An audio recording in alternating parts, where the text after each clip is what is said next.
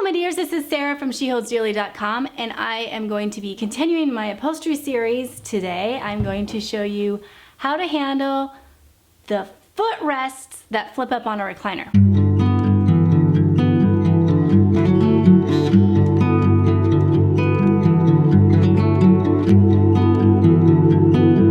So I did a earlier video, I showed you how to make custom piping. Then I showed you how to replace the foam if you need to do that in a recliner or any chair really. And today we're gonna talk about what I actually consider to be now like Upholstery 101. Now, with a slipcover for a recliner, this is actually where I break away from the title slipcover, and I actually do not think you should slipcover the footrests. I think you should just cover them and just leave the fabric on and change it when you need it. It's such a small space and it's such an easy switch. So the first time I ever did upholstery, it was on it was like a basic dining room chair with just the pad on the frame, right? And all you do, and this is what you're gonna do with your footrest on your recliner, is you're gonna turn the chair over. This works for stools, it works for benches, anything that's just a cushion, you know, that has the foam on a board with a piece of fabric over it. This is the same method. So you turn the item over, you take a drill and you remove those screws, put them somewhere safe, and then you are gonna end up with something that looks like this. So these are screwed in place. This is one of the footrests. There's actually two, and I've got four because I've got two recliners I'm working on, but they look like this. And I recovered these 4 years ago. They're looking dingy. In fact, this one is actually torn. So I'm just gonna remove this fabric and replace it with more hemp fabric. So the back of it looks like this. And you could, like, if you were in a really big rush, I'd say just go ahead and just wrap your fabric around it. I've done that on chairs before, and staple it into place. I'm going to go ahead and actually remove the cream fabric, which leaves me a piece that looks like this. And so I'm gonna spend a little bit of time today talking about how to choose your fabrics and the things that I look for when I get my upholstery fabric. If you are replacing fabric on dining room chairs, which those tend to get pretty gross faster than in anything, dining room chairs. I have a friend who just bought a new set of her dining room chairs, and she's got a lot of little kids, and she had plastic over the fabric cloth seats, and she's like, well, eventually she'll take those off, and now she just puts like dish towels on them. And I was like, girl, what we need to do is get oilcloth. I don't know if you know what oilcloth is. You can just like Google it and find, or go on like fabric.com, I think has it, Joann's. I actually really love Joanna Gaines's oilcloth tablecloths, and she has them at Target during the summer. So check those out if it's the right season that you're watching this in. And it's just a plastic, smooth, shiny fabric, and it's but really pretty patterns. And so if that's what you're gonna recover is dining room chairs, I recommend checking out the oilcloth, especially if you have kids. I am not always, you know, I'm a DIY decorator. I'm not always worried about spending a ton of money on things, and I'm not above painting something that's plastic and hanging it up on my wall. I figure if you can't touch it, you can get away with a lot of being really cheap. As long as it looks good, it's okay. But with fabric, I get kind of snooty. So, and I love to feel fabric. I must be a texture person, because like walking through the fabric store, I always like have my hand out going along the fabric, which I'm sure like bothers people that work at the store. But I love to feel the fabric. I love to feel the weight of it. I love to see how it drapes. So now that you know that about me, I have some specific things that I'm looking for when I'm reupholstering or I'm slip covering. And I think the biggest mistake that people make fabric-wise when they are trying to recover a piece of furniture is they go with fabric that's too light. And then you get, either you can, you know, see through and see this pattern, or it's just like, it's a really light cotton or something, and it just doesn't pull tight, it wears off, it looks cheap. So if you have fabric choices, lean towards your heavier fabrics. I do think it turns out nicer when you're doing upholstery and slip covers. So I have run across hemp sheets. They're antique hemp sheets. I get them on eBay, and they run like $55 to like $110 a sheet. That's a good, and they are sheets. They're old bed sheets from France, and that's a good price range. I wouldn't pay any more than that if you can. If you're gonna do a full armchair, recliner, slipcover, you're gonna need 1.5 of these sheets, just so you know when you're ordering. And what I love about them is I love the history. They were hand woven in the winters in France, and they were used as their bed sheets, and so they're old. They have, they're a really tight weave, kind of like a Belgian linen, but they have a nubbiness to them that has a little bit of character, and just over time they've just gotten like buttery soft, and they're super cool to the touch. I think they would make actually really amazing bed sheets. A lot of them have a monogram on them, and I always try to preserve that, like work that into my design a little bit. When I first did my slipcover blog post 4 years ago, people were commenting like, oh my gosh, I can't believe you put white on your furniture with kids and animals and stuff. And yes, they are very light, but they're not actually white.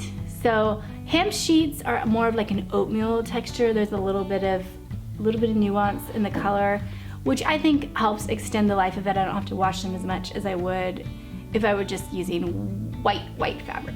If you're gonna go this route, I would order medium weight.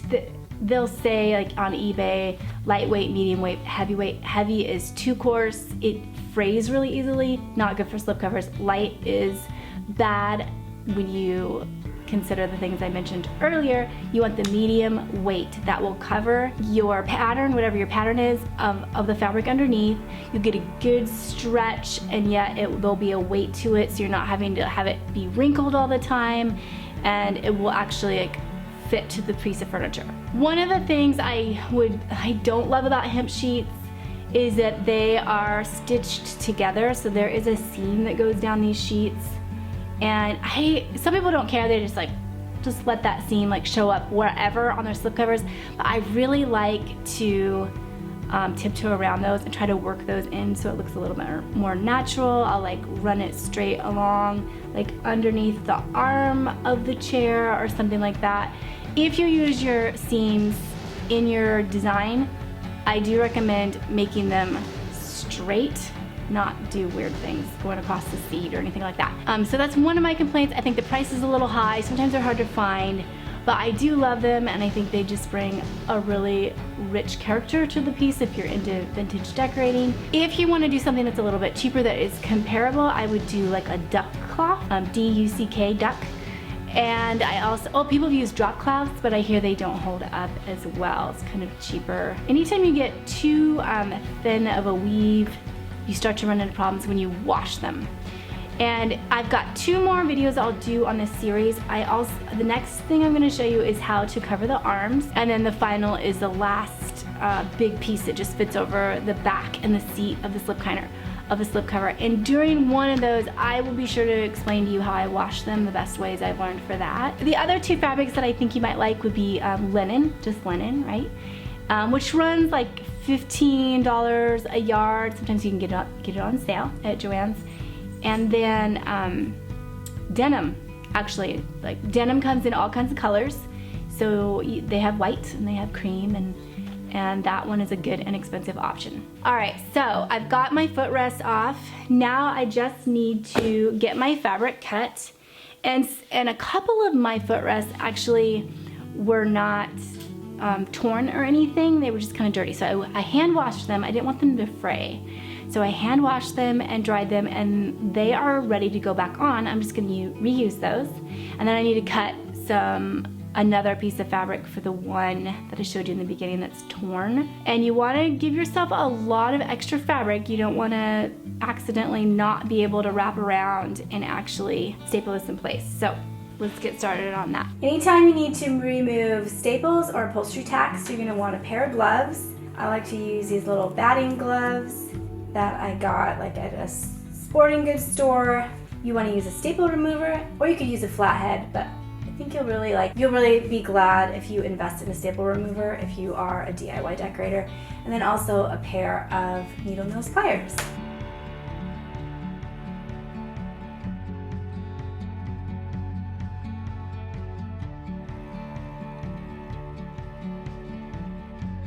Alright, next up I am going to put my fabric down. This is my hemp sheet, medium weight hemp sheet. And I made sure to cut it nice and wide so that I can actually fold it around and then have, enough left over to staple in place. And decide which side you want to show on the outside and make sure that that side is face down on your work area. Now you can use a handheld staple that you just squeeze Or I have a pneumatic stapler, which I really love and use all the time. I think they're about $80. Porter Cable is the brand. These are my staples. You get a huge box of them. It'll last you for years. And I will link all these things in the description below. So since I have a pneumatic stapler, I am going to hook it up to an air compressor. My only complaint about this staple gun is there's no safety feature. So I just try to be careful. Okay, and we are ready to go. All right, 3 things to know, even with such a simple upholstery project. You're gonna wanna work one side and then the other. So I'm gonna staple this whole edge, and then I'm gonna come and I'm gonna pull tight and make it, and staple it down on this side, and then we're gonna work on the end and the other end, and you do the corners last. All right, here we go. All right, so you can see I've left my corners for the last part. And you know, whenever I do an upholstery project and I end up not liking something about it, it's always my corners. So this is important to try to get right if you want to really like your project when it's all finished. Okay, so let's start with, first of all, I want you to imagine just a line right here. And this is kind of going to be your guide. Let's see, I'm going to tighten this up a little bit. So you don't want you want your fabric to line up right along that line. And that way it'll help it be really smooth, you know, on that rounded part. So we're gonna pull it really tight, and I'm actually just gonna staple along that line. Okay, and then this leaves us with this bulky piece. And what we're gonna do is pull it this way, but sometimes this just gets, depending on what type of fabric you're using, this can get really, really bulky. So be careful, but you want to cut about a ½ inch in here, ½ inch from that miter line that our imaginary line that we drew, and then you can go up. Cut out triangle pieces, not too much. You want to leave enough along the bottom and on this top tail piece.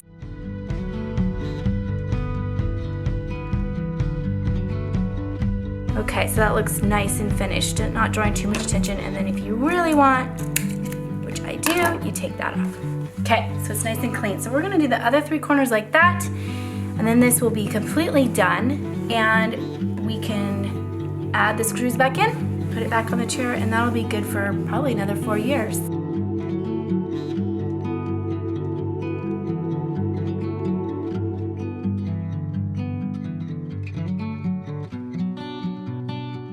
Alright, so that's what you need to know to recover a footstool, a bench, a dining room chair, or the footrest of a recliner. Before you go, be sure to grab the link below in the description if you want to have access to my subscriber library.